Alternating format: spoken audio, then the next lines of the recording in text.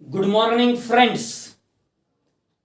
आज आपण differential कॅल्क्युलसच्या lecture number 54 वर आहे आणि आज नवीन आर्टिकल होमोजिनियस फंक्शन आपण शिकणार आहोत. काय आहे homogeneous function? Consider the function f of x, y which is equal to a0 x raised to n plus a1 x raised to n minus 1 y plus a2 x raised to n minus 2 y square plus dot dot dot plus a ला suffix n minus 1 into x y raised to n minus 1 plus a n y raised to n. Homogeneous चा अर्थ काय आहे हो? सारखेपणा. काय आहे या पॉलिनॉमियल मध्ये सारखं? बघा, जे व्हेरिएबल x आणि y आहे याच्या पॉवरची बेरीज प्रत्येक टर्मला n येत आहे. इथं किती आहे? x raise to n. इथं y रेस टू 0 आहे, जे की आपण लिहिलेलं नाही आहे. आपल्याला माहित आहे anything raise to 0 is 1 plus x raise to n minus 1 आणि y रेस टू 1 त्या दोघाही पॉवरची जर ऍडिशन केली तर बेरीज nच येते. इथं n मायनस 2 ऍडिशन केली तर बेरीज nच येते. इथं 1 n मायनस 1 ऍडिशन केली तर बेरीज 1च येते आणि इथं y रेस टू n. का म्हटलेलं आहे याला होमोजिनियस फंक्शन? कारण त्यांची डिग्री जी आहे प्रत्येक टर्मची ही सारखी आहे. मग we see that the expression अर्थात 1 f of xy is a polynomial in xy such that the degree of each of the terms is the same version. बघा, जे म्हणालो होतो तेच आहे इथे खाली. काय म्हटलेलं आहे त्यांनी की प्रत्येक टर्मची जे आपण बेरीज करू, सम करू, तर त्यानंतर येणारी जे डिग्री आहे ती सारखीच येते, म्हणजे n येते. Because of this is called a homogeneous function of degree n. आणि या कारणामुळे या फंक्शनला homogeneous function of degree n म्हणता येईल. This definition of homogeneity applies to polynomial functions only. To enlarge the concept of the homogeneity so as to bring even other functions within its scope. We say that an expression in x, y is homogeneous of degree n if it is expressible as x raised to n into f of y upon x. असं का आपण लिहू शकतो या एक्सप्रेशनला? For example, जर तुम्ही या प्रत्येक टर्म मधून f of xy which is equal to मधून x raised to n taken out outside the bracket or common, then what happened? In bracket a0 plus a1 y upon x plus a2 y upon x चा वर्ग plus dot dot dot plus an minus 1 y upon x raised to n minus 1 plus an y raised to n y upon x raised to n, जे की खाली लिहिलं असेल. the polynomial function 1 which can be rewritten as. या पॉलिनॉमियलला आपण कसं लिहू शकतो? x raised to n जर कॉमन काढलं तर ब्रॅकेट मध्ये a0 plus a1 y by x plus a2 y by x चा whole square plus dot dot dot plus an y by x raise to n. याचाच अर्थ काय झाला हो? x रेस टू n जशाला तसं बघा इथे. आणि या ब्रॅकेटेड व्हॅल्यूला आपण डिनोट केलं f of y by x, कारण की आपल्याला जी टर्म मिळत आहे ना ती y by x च्या स्वरूपात आहे. म्हणून या ब्रॅकेटेड व्हॅल्यूला f of y by x आपण म्हणालो. Is homogeneous expression of order n according to the new definition also. आता ही जे असते x रेस टू n, हे जे पॉवरला आहे हे त्याची डिग्री आहे. The functions f of x y which is equal to x raise to n sine y by x, याची डिग्री काय असेल? एन असेल. दुसरं फंक्शन घेऊ आपण f of x y which is equal to under root x plus under root y divided by x plus y. आता याच्यावरून तुम्ही डिग्री ठरवू शकता का? नेव्हर. काय करावं लागेल? आपल्याला या फॉर्म मध्ये आणावं लागेल. त्यासाठी काय केलं आपण? न्यूमरेटरला अंडर रूट एक्स कॉमन काढला. ब्रॅकेटमध्ये काय शिल्लक राहिलं? 1 plus y by x raise to 1/2. Whole divided मध्ये आपण पुन्हा एक्स कॉमन काढला. काय राहिलं शिल्लक? 1 प्लस वाय बाय एक्स. आता काय केलं? डिनॉमिनेटरचा एक्स न्यूमरेटरला नेला. न्यूमरेटरला एक्स ला पॉवर 1/2 आहे. डिनॉमिनेटरचा वर गेल्यामुळे x raise to power 1/2 minus 1 झालं. म्हणजेच x raise to power minus 1/2 झालं. याचाच अर्थ काय झाला? एक्स रेस टू मायनस 1/2 यांच्या जागेवर काय आलं हो? मायनस 1/2. आणि ब्रॅकेटमध्ये काय राहिलं?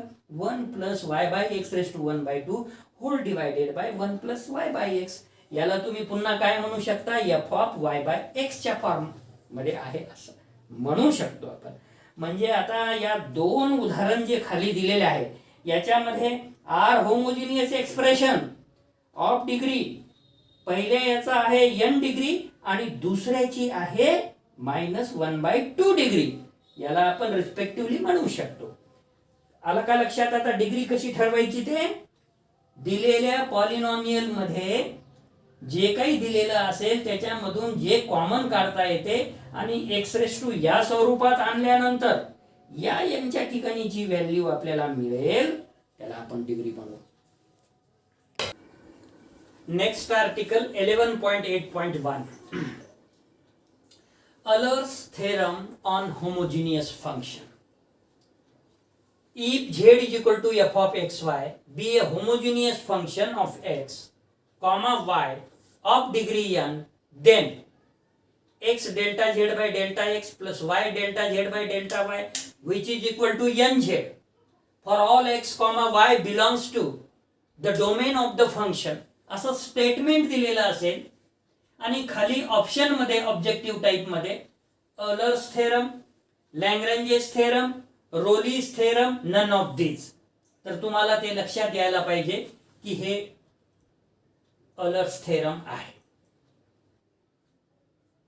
किंवा हे पूर्ण स्टेटमेंट दिलं आणि फक्त हा इक्वेशन नाही दिला, म्हणजे इथं फिल इन द ब्लँक्स ठेवलं आणि खाली x delta z by delta x plus y delta z by delta y which is equal to nz हे एक देईल. दुसरा pp plus qq is equal to r देईल. तिसरा अशाच पद्धतीचा अजून एखाद्या थेरमचं इक्वेशन देऊन देईल आणि चौथा नन ऑफ दिस देईल. त्यावेळेसही तुमच्या लक्षात यायला पाहिजे. म्हणजे सांगण्याचा तात्पर्य फक्त एवढा आहे की ऑब्जेक्टिव्ह टाइप मध्ये जर आपल्याला चांगले गुण मिळवायचे असतील तर definitions, statement of the theorem, statement of the corollary, equation of the theorem जे काय असेल, आता उदाहरणार्थ एक Euler's थेरमचं इक्वेशन आहे, हे आपल्याला माहीत असणं गरजेचं आहे आणि ते तुम्ही बारकाईनं अभ्यास करून लक्षात ठेवणार आहात. मग आता आपल्याला हा प्रूव्ह करायचा आहे थेरम. याच्यासाठी आपण जे याच्या आधीचा आर्टिकल घेतला f of xy is equal to x raised to n into f of y by x, तिथून आपण स्टार्ट करू प्रूफ. म्हणजे होमोजिनियस फंक्शन मध्ये जे f of xy is equal to x raised to n f of y by x आणि त्याची degree आपण n explain केली आत्ताच याच्या आधी, त्याच पद्धतीनं तिथून स्टार्ट करणार आहोत. वी हॅव प्रूफ मध्ये z is equal to x to the power n f of y by x. मग काय केलं? या इक्वेशनला डिफरन्शिएट केलं with respect to x as well as with respect to y.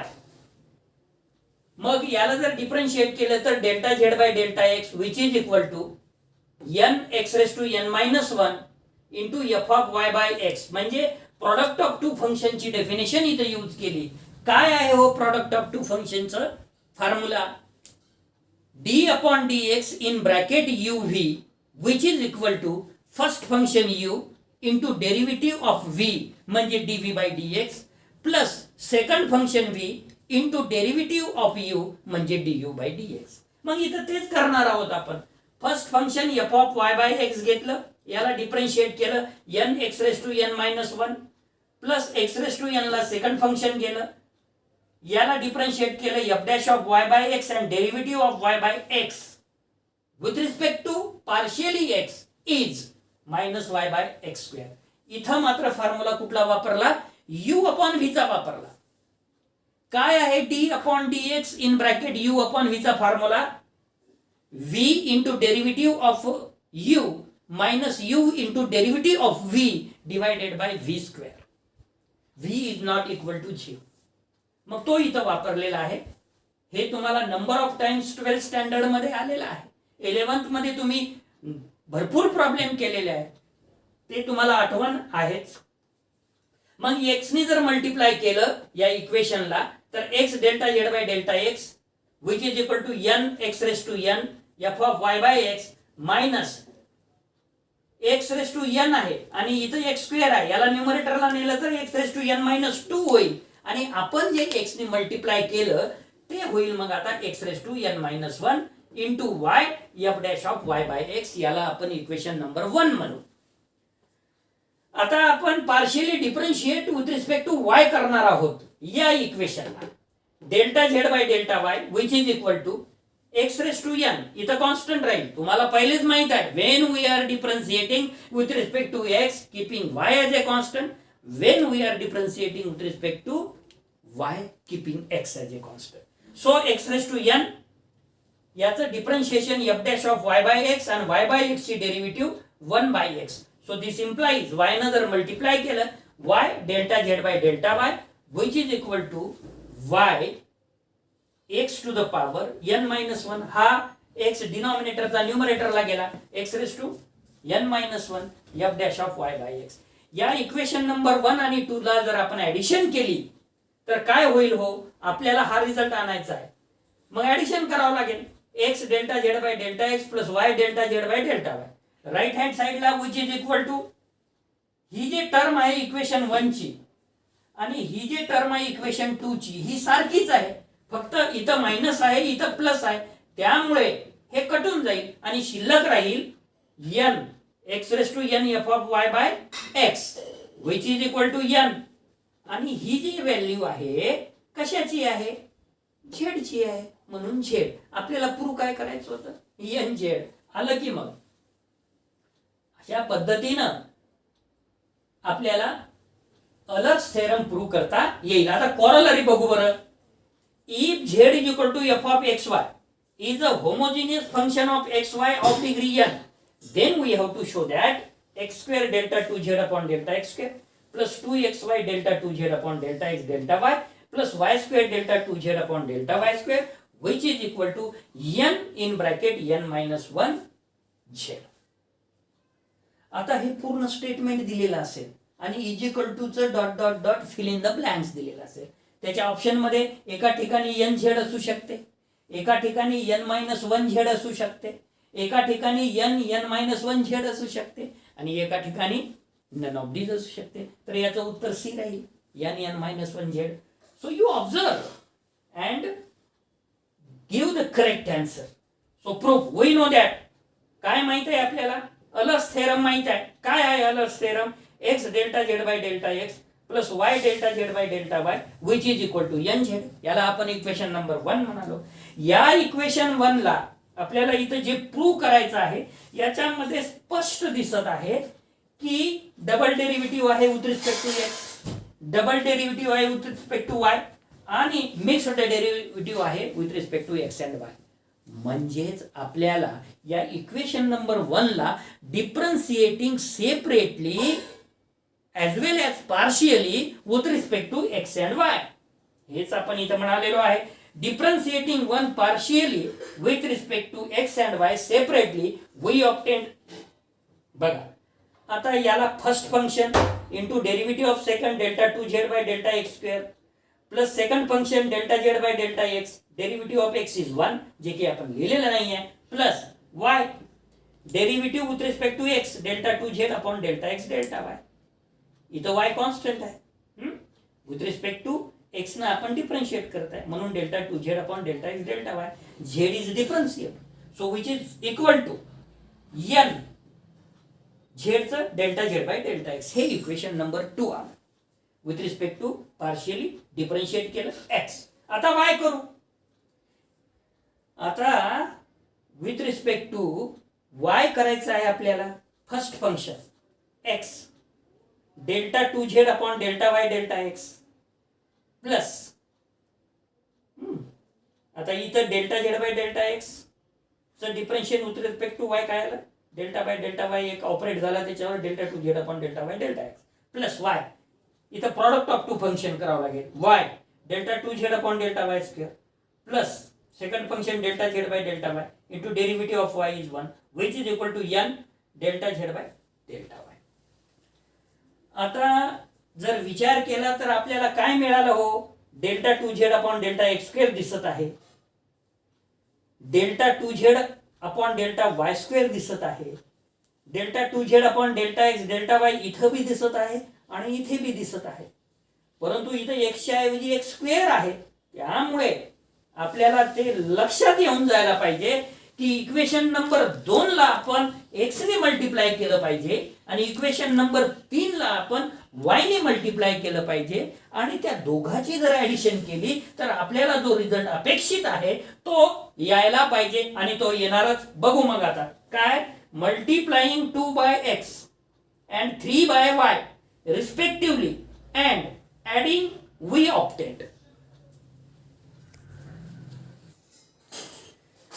आता इक्वेशन नंबर 2 ला आपण मल्टिप्लाय केलं x ने, त्यामुळे इक्वेशन 2 वरून आपल्याला x square delta two z by delta x square plus x delta z by delta x plus x y delta two z upon delta x delta y which is equal to n x delta z by delta x हे मिळालं. Equation 3 ला आपण y न multiply केलं x y delta two z upon delta y delta x plus y square delta two z upon delta y square plus y delta z by delta y which is equal to n y delta z by delta y. आणि सोबतच काय म्हणालो आपण की equation 2 ला x न multiply करा, equation 3 ला y न मल्टिप्लाय करा आणि त्या दोघही इक्वेशनची आलेल्या ऍडिशन करा. मग आपण ऍड केलं लेफ्ट हँड साइडची addition x square delta two z upon delta x square plus ही आधी लिहिली y square delta two z upon delta y square plus x y delta two z upon delta x delta y आणि x y delta two z upon delta y delta x. आपल्याला already माहित आहे mixed derivative R equal, त्याचा वापर केला आणि plus 2 times x y delta two z upon delta x delta y plus bracket मध्ये x delta z by delta x आणि plus y delta z by delta y. हे झालं left hand साइडची addition. आता राईट हँड साइडची addition करू. या दोन्ही टर्म मधून n कॉमन निघते, काढलं ब्रॅकेट मध्ये x delta z by delta x plus y delta z by delta y राहिलं. So left hand side x square delta two z upon delta x square plus y square delta two z upon delta y square plus 2xy delta two z upon delta x delta y. ही जे value आहे x delta z by delta x plus y delta z by delta y with the help of Euler's theorem it is n z. त्यामुळे इथं N Z लिहिलं आणि left hand साइडला हे जे ब्रॅकेटेड व्हॅल्यू आहे त्याला जर राईट हँड साइडला नेलं तर मायनस एन झेड होईल, जे की आपण इथे लिहिले. या दोन्ही टर्म मधून एन बी कॉमन काढला आणि झेड बी कॉमन काढला तर शिल्लक राहिलं n-1 आणि आपल्याला काय प्रूव्ह करायचं होतं हेच x square delta two z upon delta x square plus y square delta two z upon delta y square plus 2 times x y delta two z upon delta x delta y which is equal to n in bracket n-1 ब्रॅकेटच्या बाहेर z. मित्र हो, आज आपण फार महत्वाचे अलर्स theorem आणि त्याची कॉरलरी आणि सोबतच होमोजिनियस फंक्शनची डेफिनेशन बघितली. तर ह्या सगळ्या गोष्टी आपण जर वारंवार त्याचं वाचन केलं, मनन केलं, लिहून बघितलं तर आपल्याला ते लक्षात राहील. आज मात्र आपण या लेक्चरसाठी इथेच थांबणार आहोत. धन्यवाद.